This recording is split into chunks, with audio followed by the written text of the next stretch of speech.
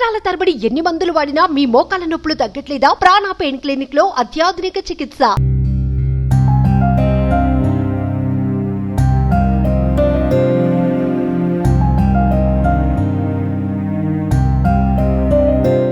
రీసెంట్గా మనకు తెలుసు ఒక సీరియల్ ఆర్టిస్ట్ పవిత్ర జయరాం, ఆమె రోడ్ యాక్సిడెంట్లో చనిపోవటం. ఆ తర్వాత కో ఆర్టిస్ట్ అయినటువంటి చంద్రకాంత్కి కూడా అదే యాక్సిడెంట్లో దెబ్బలు తాకటం. అతను 2 రోజుల క్రితమే సుమన్ టీవీకి కూడా ఇంటర్వ్యూ ఇచ్చాడు.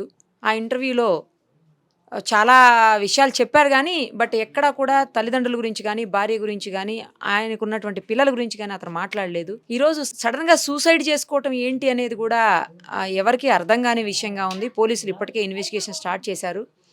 ఆ సూసైడ్ చేసుకున్నది కూడా పవిత్ర ఇంట్లోనే సూసైడ్ చేసుకున్నాడు. ప్రస్తుతం మనమైతే అతని ఇంటి దగ్గర ఉన్నాము. వాళ్ళ అమ్మ, వాళ్ళ భార్య, వాళ్ళ నాన్నగారు అందరూ ఇక్కడే ఉన్నారు, వాళ్ళ పిల్లలు. ఒకసారి ఆ తల్లితో మాట్లాడదాము. వాళ్ళ ఆవేదన చూస్తుంటే గుండె తరుక్కుపోతుంది. అసలు గుండెలు అవిసేలా ఏడుస్తూ ఉన్నారు తల్లి భార్య ఇద్దరు కూడాను. ఎవరు ఆపేటువంటి పరిస్థితి లేదు. ఎందుకు ఇలాంటి పరిస్థితి? అసలు గత కొన్నేళ్లుగా అతను భార్యతో కూడా ఉండట్లేదు అని చెప్తున్నారు. ఇక్కడికి వచ్చిన తర్వాత తెలిసింది నాకు. అసలు ఏం జరిగింది అడుగుదాము. అమ్మా, ఎందుకు ఇట్లాంటి పని చేశాడు చంద్రకాంత్? పవిత్ర చేసింది. పవిత్ర దాన్ని అని ఉంచుకున్నది. వాడు పెళ్లి చేసుకుంది. 5 ఏళ్ల నుంచి నా కోడల దగ్గరికి రానియలేదు, మాట్లాడనియలేదు, పిల్లలతోనే మాట్లాడనియలేదు, తల్లితోనే మాట్లాడనియలేదు. పవిత్ర పిల్లలతోని మాట్లాడనీయకుండా చేసిండు. 5 సంవత్సరాల నుంచి నా పిల్లలతోని కలవనీయలేదు. కొడుకు నాగం చేస్తున్నవే, పిల్లలు ఉన్నారే అంటే నా ఓడంటే నీ ఓడు ఎట్లయితాడే? నేను నలుగుట్ల తెచ్చిన నా కోడల్ని, నా పిల్లలు చిన్నోళ్ళు ఉన్నారే, నువ్వు ఎట్లా పెళ్లి చేసుకుంటావని అడిగినా నేను. అంటే నేను చేసుకున్నా పెళ్ళి అని వీడు చెప్పిండు, అది చెప్పింది. ఏ గుడిలోనో చేసుకున్నా అంటే మేము ఇంకోరు చేస్తున్నామని చెప్పినాము. వాడు ఏది పట్టించుకోకుండా దాన్నే పెళ్ళాం అన్నాడు. పెళ్ళామని పెళ్ళంతో మాట్లాడలేదు. నాకు అదే సర్వస్వం, అదే పెళ్ళాం అన్నది. అది ఏం పెట్టిందో తెలియదు నా కొడుకుని. మాట్లాడారా అమ్మ మీరు? మాట్లాడలే. ఆడ యాక్సిడెంట్ అయి వచ్చినాక కూడా మాట్లాడలేదు. దానికోసం నన్ను మాట్లాడలే నా కొడుకు. వచ్చిన తర్వాత కూడా మాట్లాడలేదు, చూడలేదు. చూస్తుంటే చూడనియలేడు, చూస్తుంటే ముట్టుకోనియలేడు, పట్టుకొని లేదా? ఓకే. పెళ్ళంతో మాట్లాడలేడు. మాట్లాడితే ఇప్పుడు మాట్లాడుతున్నావా, అది చచ్చిపోయినాక ఇప్పుడు అవసరమా అంటున్నాడు. దాన్ని చితంబ బాధ పెట్టిండు, కొట్టిండు, తిట్టిండు. ఎవరు? భార్యని మాటలు కొట్టిండమ్మా. రాత్రి అంతా కూడా కొడుకు తాగొచ్చినా లొల్లి పెట్టినా బాధపడ్డమ్మా. ఇక మారతాడు అనుకున్నమ్మా. నా పిల్లలకు నా కొడుకు ఉంటాడు అనుకున్నమ్మా నేను. నా పిల్లలకు కొడుకు లేకుండా అయిపోయిండమ్మా. నా పిల్లలకు తండ్రి లేకుండా అయిండమ్మా. మాట్లాడలేడు. రాత్రిలో ఎన్నో ఫుల్ తాగొచ్చిండంట. పుల్లు తాగొచ్చినాక ఈ చెయ్యి కొట్టుకుంటే రక్తం కారితే దోస్తు చూసిండంట. దోస్తులు ఇంట్లో వండబెట్టిర్రు, తాగిర్రని. పండబెడితే మళ్ళీ ఆడపోయి చూస్తే రాకుంటాడేమో, మమ్మల్ని చూసి పండుకొని ఏడనో ప్రశాంతంగా రెస్ట్ ఉంటుందని పండుకోమని చెప్పి వచ్చినామమ్మ. ఆ దోస్తే ఇంత తినబెట్టిండంటమ్మా. తినబెట్టినాక పండుకుండేమని పొద్దు నుంచి ఫోన్లు చేస్తున్నాం. పెళ్ళాం దగ్గరికి పోలే, ఏం పోలే. నా దగ్గర రాలేడు. ఏం రాకుంటాయో రాకపోయాని చెల్లె ఫోన్ చేస్తుంది, పెళ్ళాం ఫోన్ చేస్తుంది, ఫోనే ఎత్తుతలేడు. ఎల్ఐసి కోసం చచ్చిపోతే పైసలు వస్తాయంట కదా, దానికోసం పోతున్నాను. ఎవరికో చెప్పిండంట దోస్తుకు. దానికోసం చెప్తే ఇంకా వస్తలేడు కొడుకు. నాష్ట తినలే, ఏం తినలేడు అనుకున్నామ్మా నేను.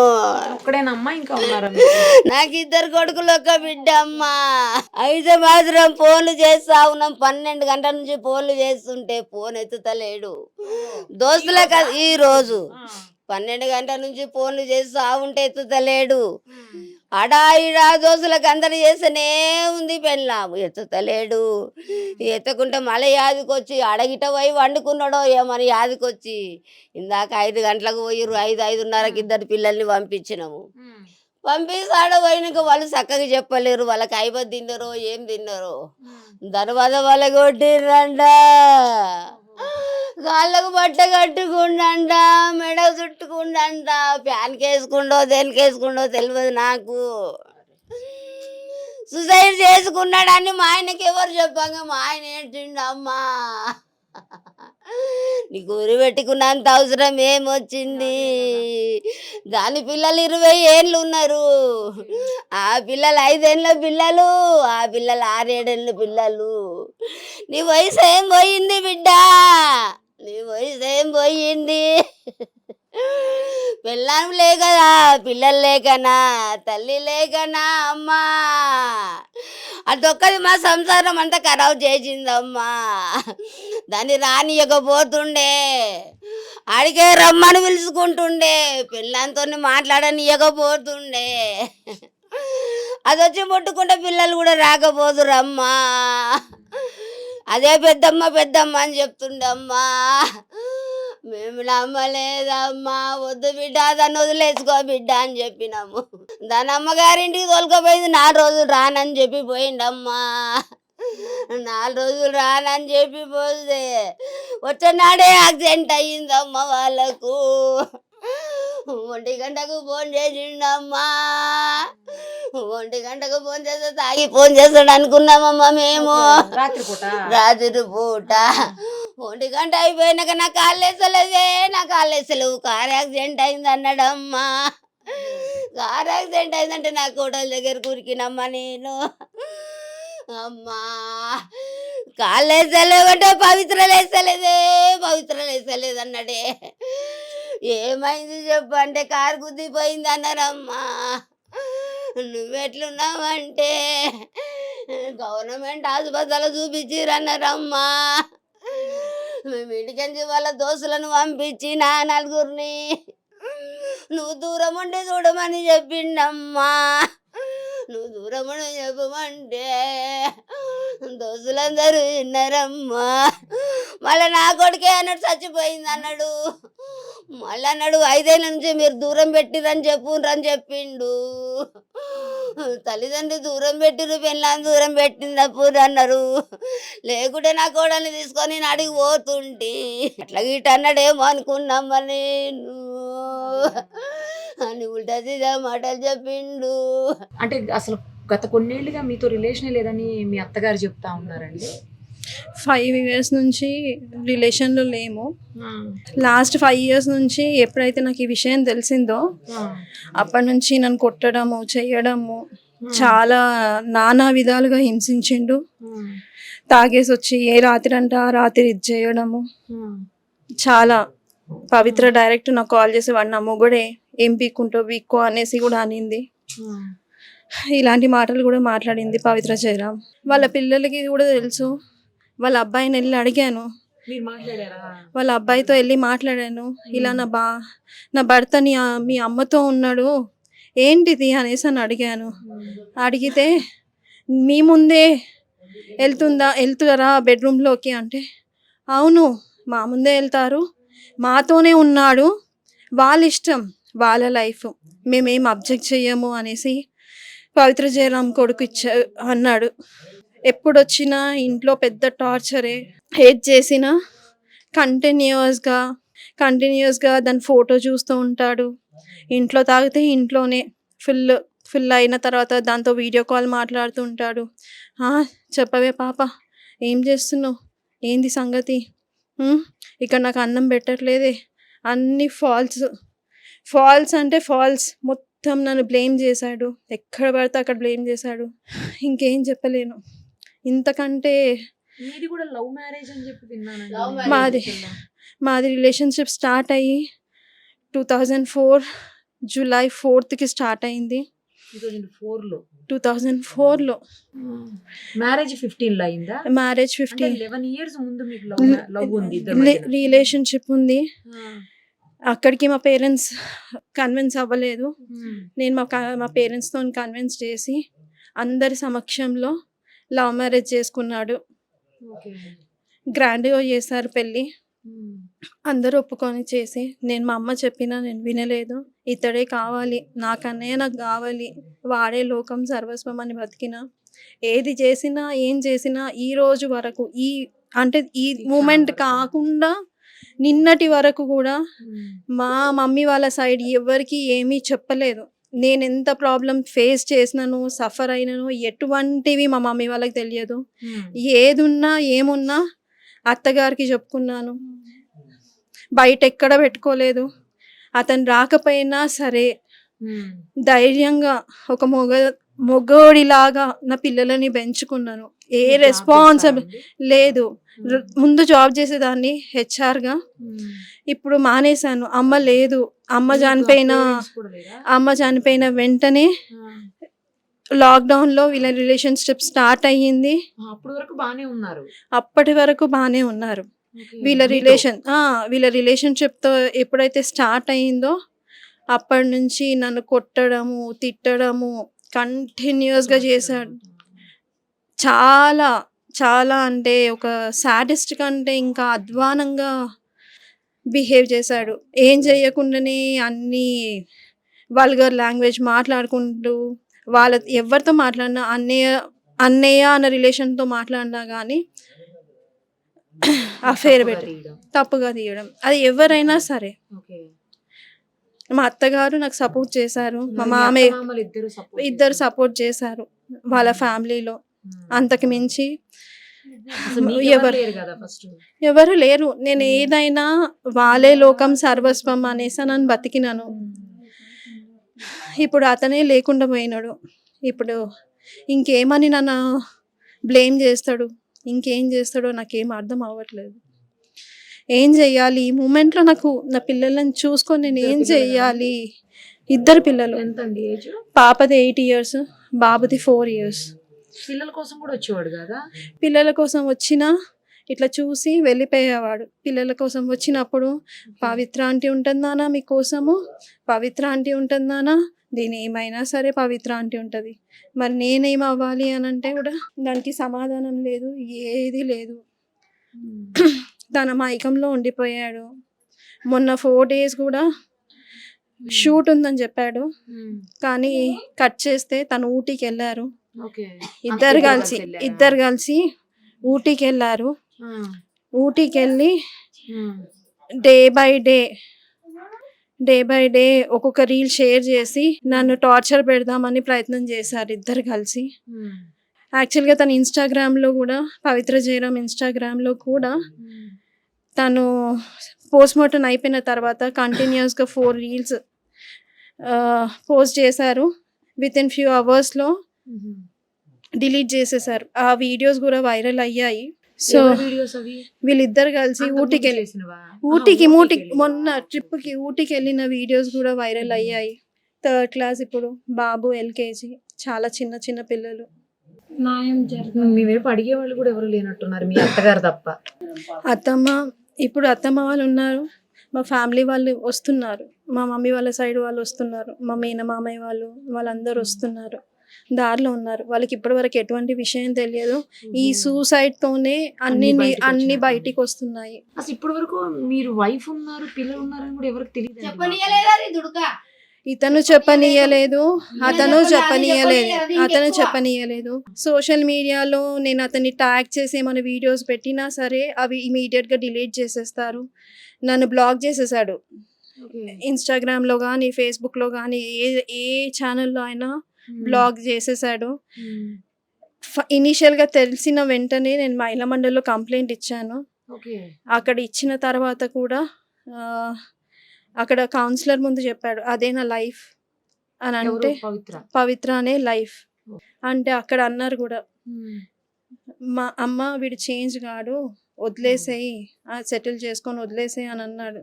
అయినా నేను వినలేదు, ఎందుకంటే నాకు పిల్లలకి తండ్రి కావాలి. ఈరోజు నేను మా మమ్మీ లేక నేను చాలా పెయిన్ అవుతున్నాను. ఆ సఫర్ నా పిల్లలు అవ్వద్దు అని ఆలోచించాను, కానీ తండ్రి కావాలి. నిన్న కూడా అందరిలో కూర్చోబెట్టి మాట్లాడాం. ఏమని అంటే ఇలా suicide Pavi wait for 2 days అని పెట్టాడు ఇన్స్టాగ్రామ్లో. ఏంటి Pavitra wait for 2 days wait for 2 days I'm coming అన్నట్టు పెట్టాడు ఓహో పోస్ట్. అదే విషయము 10 మందిలో కూర్చోబెట్టి మాట్లాడాను. మాట్లాడితే నేను అంత పిరికివాడిని కాదు, నేను చూసుకుంటాను, నాకు కొంచెం టైం పడుతుంది సెటిల్ అవ్వడానికి అనేసి అని అన్నాడు. కానీ అన్యాయం చేశాడు. లవ్ రిలేషన్షిప్లో ఎంత బాగుండేవాడు అంటే అంత బాగుండేవాడు. నేనే లోకం సర్వస్వం అని ఉండేవాడు. ఎప్పుడైతే ఈ పవిత్ర ఎంటర్ అయ్యిందో అప్పటి నుంచి నాకు టార్చర్ ఫిజికల్గా, ఇద్దరం బాగున్నాము, అప్పటి నుంచి ఫిజికల్గా మెంటల్గా చాలా హరాస్ చేశాడు, చాలా విధాలుగా హరాస్ చేశాడు. అసలు ఒక 2-3 months వరకు ఇంటికి రాకుండా పిల్లలని చూసుకోకుండా కూడా ఉన్న రోజులు ఉన్నాయి. ఇంకా మీ వైపు ఎవరు లేరు కూడా కదా అడగడానికి కూడా, ఇన్ని రోజులుగా అసలు మీరు చెప్పలేదు అంటున్నారు. నేను చెప్పలేదు. యాక్చువల్గా చెప్పాలంటే పెద్దగా చేసుకుంటే ఎందుకు, పాప సెటిల్ అవుతుంది, అమ్మ లేదు, అమ్మ సపోర్ట్ లేనందుకు పాపకి ఫ్యూచర్లో ఏమైనా కావాలి, ఒకేషన్స్ ఏమైనా చేయాలన్నా, ఫంక్షన్స్ కావాలన్నా మా వాళ్ళు రావాలి అంటే నేను ఇష్యూ చేయకుండా ఉంటేనే వాళ్ళు వస్తారు చూస్తారు. అందుకనే అదొక్క విషయానికి ఓపిక పట్టాను. ఎందుకంటే ఒక ఆడపిల్ల ఉంది నాకు. ఇద్దరు అబ్బాయిలు ఉండుంటే అది డిఫరెంట్ ఉండేదేమో, కానీ ఒక ఆడపిల్ల ఉంది, తనని నేను ఫ్యూచర్ ఖరాబ్ చేయొద్దు కాబట్టి, పాడు చేయొద్దు కాబట్టి ఇలా ఆలోచించాను. నిన్న మాట్లాడారండి లాస్ట్? లేదు, నేను మాట్లాడలేదు. ఒకసారి 2 days బ్యాక్ తను వచ్చిన నెక్స్ట్ డేనే కాల్ చేశాను, ఏమైంది ఇంకా నైట్ రాలేదు అని అంటే, ఇవన్నీ మాట్లాడకు, నేను రెస్పాన్సిబిలిటీస్ ఫుల్ఫిల్ చేస్తాను, అంతకు మించి నా గురించి ఎక్స్ట్రా అడగడం అవసరం లేదు. ఏది ఇన్సిడెంట్ జరిగిన రోజా ఇది? ఇన్సిడెంట్ తర్వాత 2 daysకి మార్నింగ్ నైట్ అంతా ఇంటికి రాలేదు అని అంటే అడిగితే ఆ మాట అన్నాడు. కానీ యాక్చువల్గా ఆమె హార్ట్ స్ట్రోక్ వచ్చి చనిపోయింది అని చెప్తున్నారు.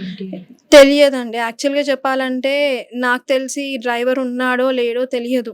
టు బీ ఫ్రాంక్, డ్రైవర్ ఉండుంటే ఈ పాటికి ఓపెన్ అప్ అయ్యేది, డ్రైవర్ వచ్చేవాడు సీన్లోకి. డ్రైవర్ అయితే లేడు అని నా వే ఆఫ్ ఆలోచన. ఎందుకంటే తనకి రిబ్స్ ఇదయ్యాయి అన్నది తెలిసిన ఇన్ఫర్మేషన్, రిబ్స్ ఫ్రాక్చర్ అయ్యాయి అన్నది ఇన్ఫర్మేషన్ పవిత్రకి. ఎందుకంటే నాకు 12:40 కాల్ చేశాడు. ఎప్పుడు ఇలానే తాగేసి కాల్ చేస్తాడు అనేసి నేను లైట్ తీసుకున్నాను, సైలెంట్ పెట్టి. యాక్చువల్గా ముందు రోజు మా అత్తయ్యకి బ్యాక్ పెయిన్ అయ్యింది, తనకి యూరిన్ ఇన్ఫెక్షన్, కిడ్నీలో వాటర్ స్టోర్ అయ్యింది అనేసి midnight 11:40 ఏమో విజయ హెల్త్ కేర్కి వెళ్ళాము. వెళ్తే అక్కడ తనకి ట్రీట్మెంట్ చేయించుకొని డ్రిప్స్ ఎక్కించుకొని రిటర్న్ అయ్యాము. ఆ రోజు నైట్ మొత్తం తనకి అంటే మాకు స్లీపే లేదు. నెక్స్ట్ డే పడుకున్నాను. పడుకున్న తర్వాత అత్తయ్య వాళ్ళు 1:10, 1:15 అలా వచ్చారు. అంతలోపు వాళ్ళ నాన్నకు కాల్ చేశాడంట. వస్తే సరే ఆగతయ్య నేను కనుక్కుంటాను, మీరు వెయిట్ చేయండి అనేసి కాల్ చేస్తే పవి లేస్తలేదు. సరే ఒక్క నిమిషం ఆగు, నీకేమయ్యింది ఫస్ట్ అది మేజర్గా చెప్పు అనేసి అని అడిగాను. అంటే నాకు కాళ్ళకి చేతులకు దెబ్బలు తాకాయి కానీ పవి లేస్తలేదు అనేసి అని అంటే, వెయిట్ చెయ్యి, వేరే హాస్పిటల్కి తీసుకోవడానికి ట్రై చెయ్యి అనేసి చెప్పాను. అంటే కాల్ కట్ చేశాడు. మళ్ళీ కొంచెం సేపటికి మళ్ళీ కొద్దిసేపటికి మళ్ళీ కాల్ చేసి తను చనిపోయింది అనేసి ఏడుస్తున్నాడు. ఇంకా దానికి నేనేం చేయలేను. సో ఇది ఇన్సిడెంట్ జరిగింది. ఈ రోజు పొద్దున్న మీ అత్తయ్య చెప్తున్నారు మార్నింగ్ నుంచి ట్రై చేస్తే దొరకలేదు. యాక్చువల్గా నేను 12 నుంచి మేము ట్రై చేస్తున్నాము. 2 o'clock పవిత్ర ఫ్లాట్కి వెళ్ళాల్సి ఉండింది. వాళ్ళ ఫ్రెండ్ సాయి అనేసి ఉన్నాడు, అతని దగ్గరికి అంటే నైట్ వెళ్ళి పవిత్ర దగ్గర నుంచి లగేజ్ మొత్తం తీసుకొచ్చి నా దగ్గర పెట్టాడనమాట. ఇంట్లో పెట్టాడు, అతని డ్రెస్సెస్ లగేజ్ మొత్తము పెడితే నేనేం చేశాను, నాకు డౌట్ వచ్చి 2 o'clockకి నేను వెళ్దాము అని ఫిక్స్ అయ్యాను. వెళ్తే నాకు రూట్ తెలియదు అక్క, నైట్ తీసుకెళ్ళాడు గల్లీలు తిప్పుకుంటూ అనేసి అని అన్నాను. ఇంకొక ఫ్రెండ్ని ఒక ఇన్ఫార్మర్ని పెట్టాడు ఇక్కడ నా కోసం. అంటే నేను మా ఇంటికి ఎవరు వస్తున్నారు, ఎవరు వెళ్తున్నారు, నా పిల్లలు ఏం చేస్తున్నారు, ఇక్కడ నుంచి ఇన్ఫర్మేషన్ ఇచ్చే అతన్ని అక్కడ పెట్టేసి అతన్ని అడిగాను, ఉదయ్ అన్న అన్న కనిపిస్తలేడు, మరి ఫ్లాట్కి వెళ్దామా మణికొండ కంటే, అక్క మా ఇంట్లో ఫంక్షన్ ఉంది అయిపోయినాక కాల్ చేస్తాను అనేసి అని అన్నాడు. నేను కూడా కాల్ చేస్తాను అక్క అనేసి కాల్ చేశాడు. యాక్చువల్గా నేను ఆల్మోస్ట్ ఒక 20-30 మెంబర్స్ నుంచి కాల్ చేయించాను. ఒకరి ఫోన్ కాకపోతే ఇంకొకరి ఫోన్లో నుంచి అయినా లిఫ్ట్ చేయొచ్చేమో అనేసి రోడ్ల పంట తిరుగుతూ అటు ఇటు తిరుగుతూ చేయించాను. రెస్పాండ్ లేదు. సరేలే దాని ఫ్లాట్కి అయితే వెళ్దాము, వెళ్తే తెలుస్తుంది ఏంటో సంగతి అని వేరే పిల్లలని ఇచ్చి పంపిస్తే అప్పటికి అయిపోయింది. అంటే మాకు తెలిసింది 6 గంటలకు అట్లా, 6 o'clock, 12 o'clock నుంచి 12-12:30 నుంచి కంటిన్యూస్గా తిరుగుతూనే ఉన్నాము. ఆ పిక్ లో కూడా ఏదో చున్నీ కనిపిస్తుంది. ఏమో తెలియదండి, నేను చూడలేదు ఇప్పుడు వరకు చూడలేదు. నాతో మాట్లాడకు అనేసి అన్నాడు. పెళ్లి చేసుకునే ముందేమో నేనే నీకు లోకం సర్వస్వం అన్నీ నేను చూసుకుంటాను, నువ్వేం టెన్షన్ పడకు. నా ఫ్రెండ్స్ అడిగారు కూడా, చందు నువ్వు బాగా చూసుకోవాలి శిల్పని అని అంటే, ప్రామిస్ నేను అస్సలు ఆవిడని వదిలిపెట్టాను, శిల్పని అస్సలు వదిలిపెట్టాను అనేసి అని అన్నాడు. అట్లాంటిది వదిలిపెట్టేసి వెళ్ళిపోయాడు. ధైర్యంగా ఉండండి, ఎందుకంటే పిల్లల కోసం ఇంక ఇప్పుడు తండ్రి లేరు, కనీసం మీరు కూడా ఇలా డీలా పడిపోతే పిల్లలకి ఇబ్బంది అవుతుంది కదా. కొంచెం పిల్లల గురించి ఆలోచించుకుని ధైర్యంగా ఉండండి. మీ అత్తగారి వాళ్ళకు కూడా మీరే కదా ఇక ధైర్యం, పిల్లలకి మీ అత్తగారికి అందరికి. ఏం చెప్పాలో నాకు అర్థం అవుతలేదు ఈ సిచ్యువేషన్లో. వాళ్ళనే నమ్ముకొని బతికిన ఇన్ని రోజులు, ఎంత ఓపిక పట్టినానో, చాలా ఓపిక పట్టినా, కానీ నా ఓపికకి వాల్యూ లేకుండా చేశాడు అంతే. ఇప్పటికైనా అబ్బాయి వస్తాడు, కలిసి కాపురం చేద్దాం అనుకుంది. నిన్న కూడా ఒకటే చెప్పాను, అందరినీ కూర్చోబెట్టి చెప్పాను, అయ్యింది అయిపోయింది, నేను తన టాపిక్ తీయను, తను నాతో మాట్లాడకపోయినా పర్వాలేదు, పిల్లల కోసం తను ఉండాలి, టైం తీసుకున్నా పర్వాలేదు, ఎంత టైం తీసుకున్నా పర్వాలేదు, తీసుకొని నేనేం అనను, తన ముందుకి రాను అని క్లియర్గా అందరిలో చెప్పిపించాను. పిల్లల కోసము కావాలి, తండ్రి కావాలి అన్న ఆలోచనతోనే ఇన్ని డేస్ ఓపిక పట్టాను, సంవత్సరాలు ఓపిక పట్టాను. కానీ ఆ ఓపికకి కూడా అసలు అతన్ని ఎలా పోల్చాలా, ఏం పోల్చాలో నాకు అర్థం అవ్వట్లేదు. ఏదన్నా అంటే పవి పవి పవి, ముందేమో ఏదన్నా అంటే కనయ అస్సలు నోట్ల నుంచి ఒక మాట, పడుకునే ముందు కూడా కనయ ఏం చేస్తున్నావే, కన్నా అని వద్దా ఆ మాట తప్పితే వేరే మాట ఉండకపోతుండే. తన హ్యాండ్ పైన కూడా ఒక టాటూ ఉంటుంది, మీరు గమనించినారో లేదు, కన్నయ్య అని రాసి ఉంటుంది. తనతో డైరెక్ట్ ఫైట్ చేసినా, ఏది చేసినా తను ఏం చేసిందో తెలియదు, కానీ తను మాత్రం చాలా నన్ను, ఏ రోజు నా పిల్లలకి స్కూల్లో రిపోర్ట్స్లో కానీ దేంట్లో తండ్రి స్థానంలో సైన్ పెట్టలేదు. కాకపోతే ఆ ప్రతీక్ష కాలేజ్ రిసిప్ట్కి పేరెంట్ ప్లేస్లో సైన్ పెట్టాడు.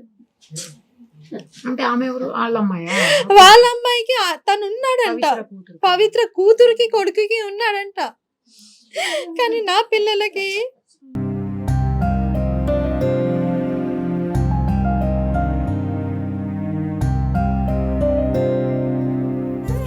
ఇండస్ట్రీ మొత్తం తెలుసు. చందు, శిల్ప అంటే ఇండస్ట్రీ అందరికీ తెలుసు. అసలు నా మాట లేకుండా ఉండేటోడు కాదు. అరే అక్కనే రా నన్ను సెట్ చేసింది, అందరికి, అందరు ఆర్టిస్టులకు చెప్పుకున్నాడు. చాలా మంది ఆర్టిస్టులు కూడా చెప్పారు తనకి, వద్దు ఇట్లాంటి దాంతో నీకు అవసరమా చందు, మంచి ఫ్యామిలీ ఉంది, ఫ్యామిలీని చూసుకో, ఫ్యామిలీని డిస్టర్బ్ చేస్తున్నావు చందు అంటే, ఆహా వినలేదు, అసలు వినలేదు. శిల్ప గారు మీరు ధైర్యంగా ఉండండి, చందు గారు వచ్చేస్తారు, మీరు టెన్షన్ పడకండి, ఆవిడ ఇప్పటికీ మీ ఆయన 6th పర్సన్ ఆవిడకి అని చెప్పారు. చాలా మంది చెప్పారు, ఆవిడ క్యారెక్టరే అది. సో అలాంటి ఒక వేస్ట్ క్యారెక్టర్ మనిషి కోసం ఈ రోజు మమ్మల్ని అన్యాయం చేసి వెళ్ళిపోయాడు.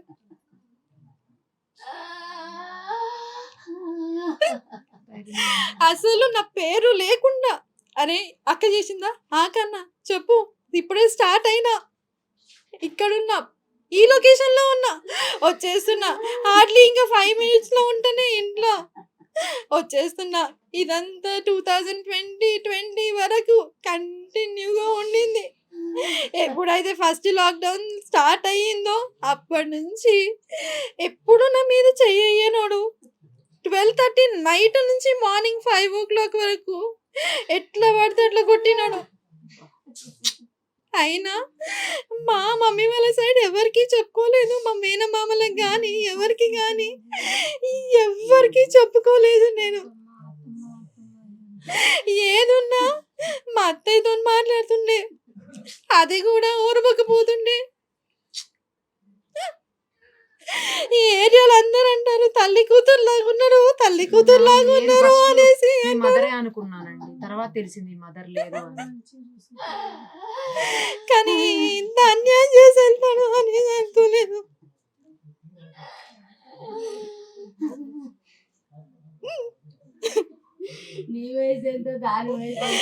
తను చాలా ఏజ్డ్ పర్సన్, ఏజ్ డిఫరెన్స్ కూడా చాలా ఉంది. నాకు చెప్పడమే పవికి హార్ట్ లో హోల్స్ ఉన్నాయి, తనని జాగ్రత్తగా చూసుకోవాలి అది ఇది అనేసి అని అన్నాడు. కానీ నేను ఒక ఫ్రెండ్ లాగా మాట్లాడుతున్నాడేమో, ఫ్రెండ్ లాగా రీల్స్ చేస్తున్నాడేమో, ఇండస్ట్రీయే కదా మనకు తెలియంది ఏముంది అనేసి అని అనుకున్నాను. తర్వాత నన్ను చాలా టార్చర్ పెట్టాడు. అసలు నా దగ్గర ఉండని కూడా ఉండట్లేదు.